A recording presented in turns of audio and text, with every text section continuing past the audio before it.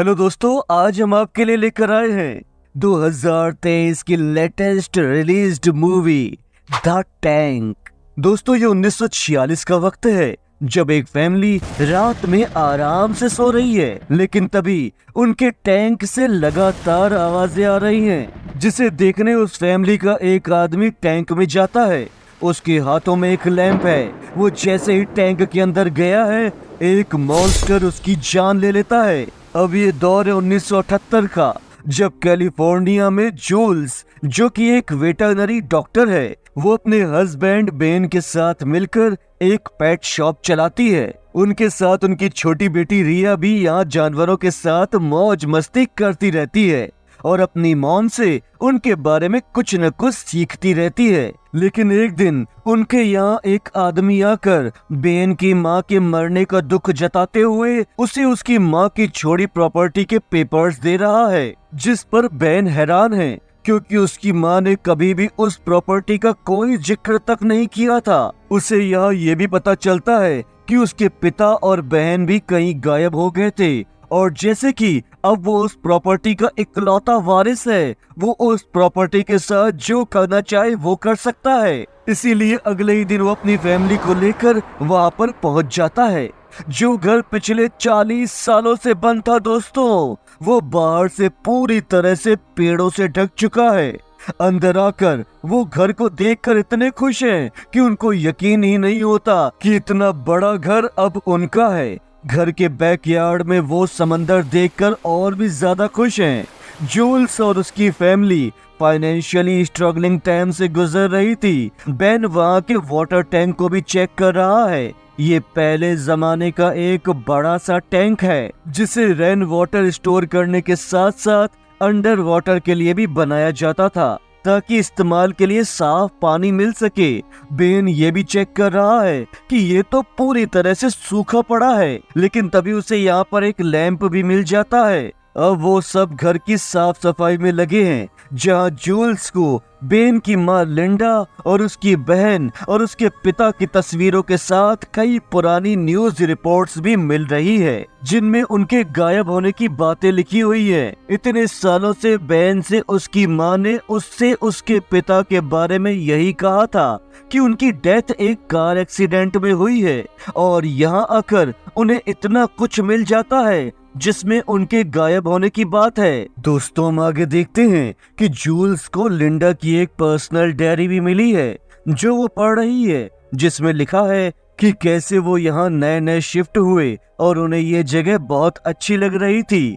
कैसे बेन के पिता ने मजदूरों के साथ मिलकर खुद वो वाटर टैंक बनवाया, जिसका पानी भी बहुत अच्छा था, और कैसे उन्हें गुजरते वक्त के साथ कोई न कोई लेटर भी मिलता जा रहा था, जैसे कोई उन्हें यहाँ से जाने और अपनी जान बचाने के लिए कह रहा हो। पर उन्होंने इस बात पर बिल्कुल भी ध्यान नहीं दिया, और एक रात जब वाटर टैंक से आती आवाज चेक करने के लिए बेन के पिता टैंक में गए और वापस ही नहीं आए, जिसके लिए लिंडा ने रिपोर्ट भी लिखवाई थी, पर उसका कोई फायदा नहीं हुआ था। जूल्स और बेन ये सब पढ़ रहे हैं और उधर रिया को उसके कमरे में कुछ आवाजें सुनाई देती हैं। उसे लग रहा है कि पूरे कमरे में जैसे कोई चल रहा है, इसीलिए वो डर के मारे अपनी मॉम के पास भाग कर आ गई है।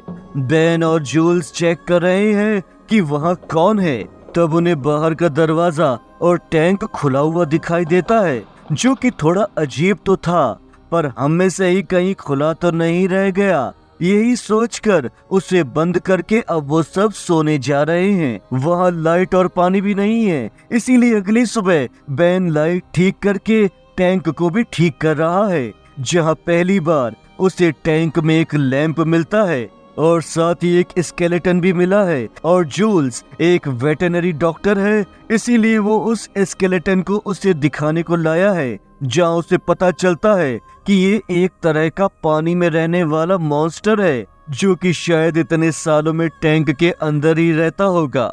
वो बात कर ही रहे होते हैं कि उन्हें रिया के चीखने की आवाजें आती हैं, जो सुनकर वो दौड़े दौड़े आए हैं।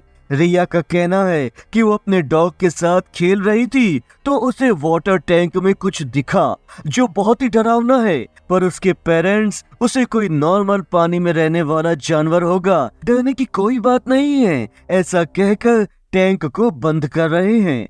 उसी वक्त उनकी प्रॉपर्टी एजेंट उनसे मिलने आई है।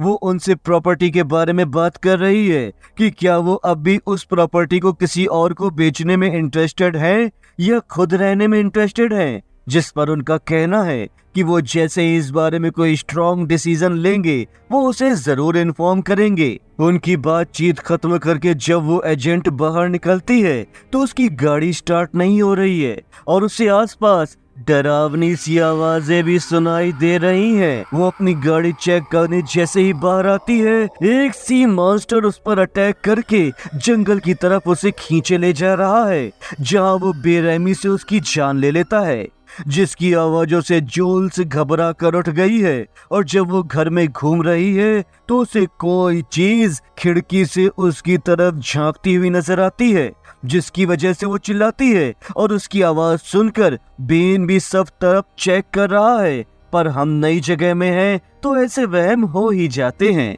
ऐसा कहकर वो उसे भी शांत कर देता है। दोस्तों आगे हम देखते हैं कि उनकी इलेक्ट्रिसिटी फिर से खराब हो गई है और पानी फिर से बंद हो गया है, इसीलिए बेन फिर से टैंक में उतर रहा है और इस बार टैंक के अंदर उसे अपनी बहन का पेंडेंट और कुछ मरे हुए जानवर मिल रहे हैं, जिसे देखकर वो इस जगह की और छानबीन करना चाहता है। इसीलिए पुलिस की मदद लेने और घर के लिए कुछ सामान लाने के लिए वो निकल गया है, पर रास्ते में उस एजेंट की गाड़ी ऐसी पड़ी देखकर वो सोच में है। साथ ही उसके खून के निशान का पीछा करते करते जब वो आगे आ रहा है तो उसकी लाश की हालत देखकर वो बहुत ही घबरा चुका है और रेडियो सिग्नल्स की मदद से पुलिस को मदद के लिए बुला रहा है।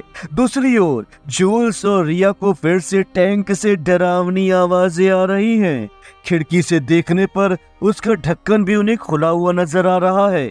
उसे बंद करने जूल्स आगे बढ़ ही रही होती है, पर उससे पहले ही घर पे उसे कई निशान दिख जाते हैं, जिससे अलर्ट होकर वो और जगह चेक कर रही है। वहाँ उसे लिंडा की डायरी के कुछ और हिस्से मिलते हैं, जिसमें उसने साफ साफ लिखा है कि यहाँ टैंक के अंदर एक तरह के मॉन्स्टर्स रहते हैं, जिनकी वजह से बेन के पिता और बेन की बहन की जाने गईं। ये सब जानने के बाद सब जल्द से जल्द यहाँ से निकलना चाहते हैं, इसीलिए जूल्स पैकिंग करती है और बेन गाड़ी लेकर आने गया है। दूसरी तरफ बेन के रेडियो सिग्नल सुनकर उसी जगह पुलिस ऑफिसर आ पहुंचा है, जहां उस एजेंट की गाड़ी है।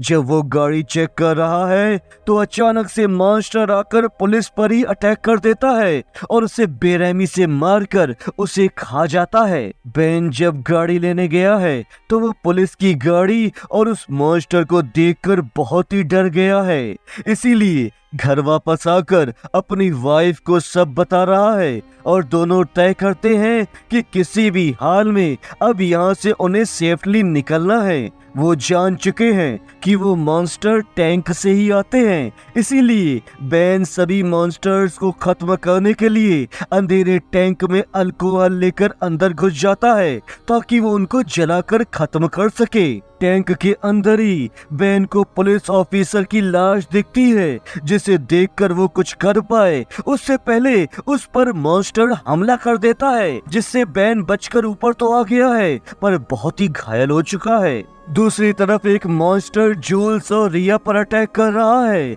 और रिया को खींचकर टैंक में ले जा रहा है। यहाँ आकर जूल्स बेन की हालत देखकर उसे भरोसा दिला रही है कि ना वो बेन को और ना ही रिया को कुछ होने देगी, और इसके साथ ही वो हाथ में एक अल्कोहल बैंड लगाकर आग लेकर टैंक में उतर रही है।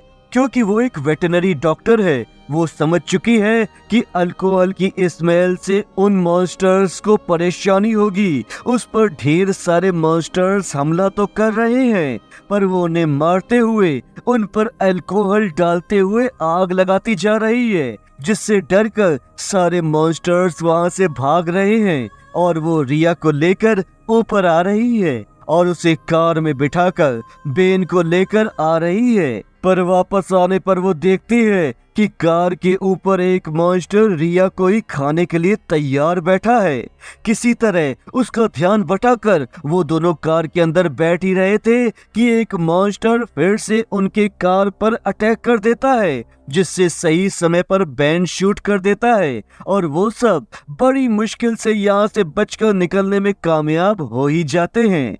उन्हें अब समझ में आ चुका है कि लिंडा उन्हें प्रोटेक्ट करना चाहती थी, इसीलिए उसने इतने सालों से ये सब उनसे छुपाया था। दोस्तों हम आगे देखते हैं कि कुछ वक्त गुजर चुका है। वो अब ये जगह एक कंपनी को बेच चुके हैं जहाँ ढेर सारे वर्कर्स काम कर रहे हैं। पर जब वो रेनोवेट करने के लिए टैंक को तोड़ने की कोशिश करते हैं तो फिर से वो मॉन्स्टर्स उन पर हमला कर देता है, जिसके साथ ही ये फिल्म यहीं पर खत्म हो जाती है। दोस्तों आपको ये फिल्म, ये कहानी कैसी लगी हमें कमेंट बॉक्स में जरूर बताइएगा। साथ ही इस वीडियो को लाइक करके चैनल को सब्सक्राइब करके नोटिफिकेशन बेल का भी बटन जरूर दबाइएगा। मिलते हैं अगली बार एक और नई मनोरंजक कहानी के साथ।